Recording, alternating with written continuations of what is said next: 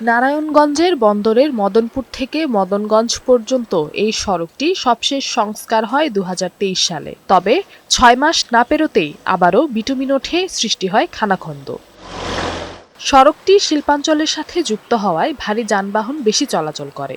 গর্তে পড়ে অনেক সময় উল্টে যায় ছোট যানবাহন। এছাড়া দীর্ঘ যানজট যেন নিত্যসঙ্গী। গাড়ি আউন যায় না, গাড়ি ভাঙ্গা জায়গা, গাড়ি অ্যাক্সিডেন্ট হয়, গাড়ি উল্টে যায়। তারপরে বিভিন্ন সমস্যা, বড় বড় ট্রাকগুলির জন্য আমাদের আসা যাওয়ার অনেক সমস্যা হইতেছে। প্রতিদিন অ্যাক্সিডেন্ট হতেছে, মানুষ চলাচল করতে পারতেছে না। বিশেষ করে আপনার যে উপজেলা স্বাস্থ্য কেন্দ্রটা আছে, ওইখানে রোগী নিয়ে ইমার্জেন্সি যেতে পারে না কেউ। ইট ফেলে গর্ত ভরাট করা হলেও টেকেনি বেশি দিন। ফলে চলাচলে ভোগান্তি যাত্রীদের নিত্যসঙ্গী। জোড়াতালির মাধ্যমে প্রায় সপ্তাহখানিক জোড়াতালির মাধ্যমে চলাচল করে, আবার আগের চেয়ে বড় বড় কথা সৃষ্টি হয়েছে। সড়কটি সংস্কারের দাবিতে এলাকাবাসী আন্দোলন করলেও কোনো উদ্যোগ নেই।